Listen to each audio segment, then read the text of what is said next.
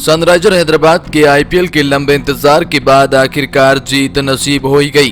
Kane Williamson की कप्तानी वाली टीम ने सोमवार 27 सितंबर को दुबई में राजस्थान रॉयल को 7 विकेट से हरा दिया। राजस्थान ने पहले बल्लेबाजी करते हुए संजू सैमसन 82 रन की मदद से 165 रनों का लक्ष्य रखा था, जिसे हैदराबाद ने जेसन रॉय और केन विलियमसन की अर्धशतकीय पारियों की बदौलत 3 विकेट खोकर हासिल कर लिया। इसी के साथ ही 5 मैचों में हार के बाद एसआरएच को एक बड़ी जीत मिली है। एसआरएच की जीत के बाद पॉइंट टेबल में तो बवाल पैदा हो ही गया है, लेकिन हम आपको बताएंगे कि संजू सैमसन की 82 रन की पारी ने उन्हें ऑरेंज कैप का प्रबल दावेदार बना दिया। जी हां, ऑरेंज कैप जो है वो संजू सैमसन के पास में है और ऑरेंज कैप मिलते ही संजू सैमसन का एक बहुत ही बड़ा बयान आ गया और टी20 वर्ल्ड कप में संजू सैमसन के होने या न होने को लेकर अब माहौल गर्मा गया है। जी हां, 10 अक्टूबर तक टी20 वर्ल्ड कप में चेंजेस संभव है, तो ऐसे में संजू सैमसन ने क्या कहा है ऑरेंज कैप मिलने के बाद और टी20 वर्ल्ड कप को लेकर। साथ ही में सनराइजर हैदराबाद के कप्तान केन विलियमसन ने भी एक बहुत ही बड़ा बयान दिया है, वो भी हम आपको बताएंगे। तो आइए जानते हैं इस खास रिपोर्ट में। हाँ, लेकिन वीडियो में आगे बढ़ने से पहले अगर आप भी है संजू सैमसन के बहुत ही बड़े फैन तो वीडियो को लाइक करके अपना सपोर्ट जरूर दिखाएं और चैनल को सब्सक्राइब करके बेल आइकॉन को जरूर दबाएं। खैर, अब ये जानने से पहले कि सनराइजर हैदराबाद की एक पॉइंट टेबल ने किस तरह से बवाल पैदा कर दिया है, बाकी टीमों के लिए मुश्किलें बढ़ा दी है, लेकिन आइए उससे पहले ये भी जानते हैं सनराइजर हैदराबाद के कप्तान केन विलियमसन ने क्या कहा, संजू सैमसन ने क्या कहा।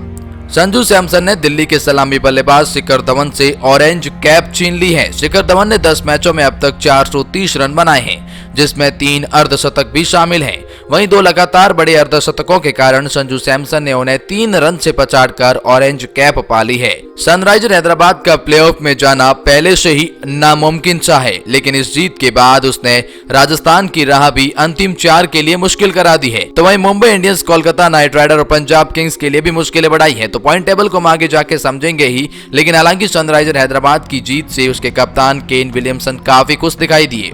उन्होंने टीम के प्रदर्शन की तारीफ करी। विलियमसन ने राजस्थान पर जीत दर्ज करने के बाद कहा टीम के प्रदर्शन में काफी सुधार हुआ है और कहा कि बहुत लंबे समय के बाद उन्हें कुछ अच्छा महसूस हो रहा है। विलियमसन ने मैच में वापसी कराने के लिए अपने गेंदबाजों की सराहना करने के साथ रॉय की भी तारीफ करी। उन्होंने राजस्थान के पारी के अंतिम 2 ओवर हमारे लिए महत्वपूर्ण थे। संजू ने बेहतरीन बल्लेबाजी की, लेकिन हमने उन्हें एक ऐसे स्कोर पर रोकने में सफल रहे जिसे हासिल किया जा सकता था। रॉय ने शानदार पारी के लिए मैन ऑफ द मैच चुना गया। यह उनका सनराइजर हैदराबाद के लिए पहला मैच था और अपने पहले ही मैच में वो अर्धशतक लगाकर काफी खुश हैं। उन्होंने कहा, मैं काफी खुश हूं। मैं इस मौके के लिए सनराइजर हैदराबाद का शुक्रगुजार हूं। मैं भले ही खेल नहीं रहा था, लेकिन नेट सत्र में लगातार कड़ी मेहनत कर रहा था। इस पुरस्कार के लिए आभार। हमने आज तक अच्छा प्रदर्शन किया, लेकिन लय हासिल नहीं कर पाए। लक्ष्य हासिल करने की खुशी है और ये टूर्नामेंट एक मुश्किल टूर्नामेंट रहा है, लेकिन हम एक बड़े लक्ष्य का पीछा किया, वो शानदार है। अगर आइए जानते हैं इस हार के बाद संजू सैमसन का किस तरह से फूटा गुस्सा और क्या कहा संजू सैमसन ने। संजू सैमसन ने कहा, मुझे लगता है कि हमने अच्छा स्कोर बनाया था, विकेट थोड़ा सा स्टिकी था और वे अच्छी गेंदबाजी कर रहे थे। हम 10-20 रन और बना पाते तो शायद हमारे लिए एक बड़ी अपॉर्चुनिटी होती। स्टिकी विकेट पर अगर आपको एक बार शुरुआत मिल जाती है तो आपको मैच को बस आगे ले जाना होता है।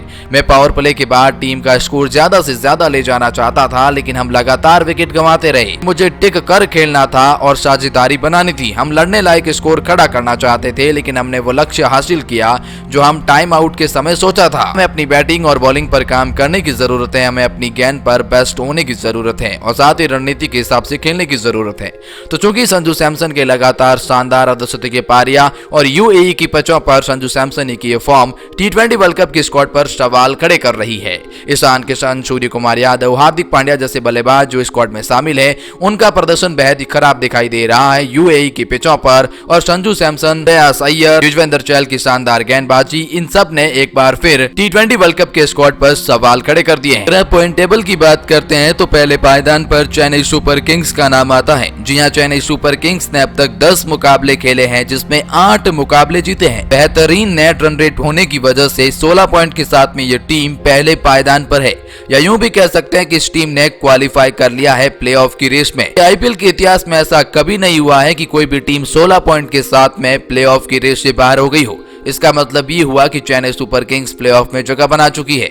वहीं अगर आप बात करते हैं दूसरे पायदान पर दिल्ली कैपिटल की, तो जी हां, दिल्ली कैपिटल ने अभी 10 मुकाबले खेले हैं, 8 मुकाबले जीते हैं और 16 पॉइंट के साथ में ये दूसरे पायदान पर है। 16 पॉइंट होने की वजह से ये टीम भी अब क्वालिफाई कर चुकी है, या यूं कहें तो अब इस समीकरण में 2 टीमें जो प्लेऑफ में जगह बना चुकी है, जिसका नाम चेन्नई सुपर किंग्स और दिल्ली कैपिटल है। बाकी बचे 2 पोजीशन और, यानी कि नंबर 3 और 4, टोटल 4 टीमें क्वालिफाई कर पाती है।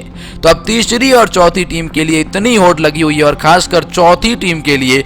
आइए जानते हैं बाकी टीमों का क्या हाल है और मुंबई क्यों आखिर टेंशन में पड़ी है। तीसरे पायदान पर नाम आता है रॉयल चैलेंज बेंगलोर का, जिसने अभी 10 मुकाबले खेले हैं, उसमें से 6 मुकाबले जीतकर 12 पॉइंट के साथ में ये तीसरे पायदान पर है। रॉयल चैलेंज बेंगलोर को प्लेऑफ में जगह बनाने के लिए बची हुई 4 मुकाबले खेलने हैं और 4 में से रॉयल चैलेंज बेंगलोर अगर 2 मुकाबले भी जीत जाती है तो रॉयल चैलेंज बेंगलोर के पास 16 पॉइंट हो जाएंगे, यानी कि वो प्लेऑफ में जगह बनाने वाली तीसरी टीम बन जाएगी।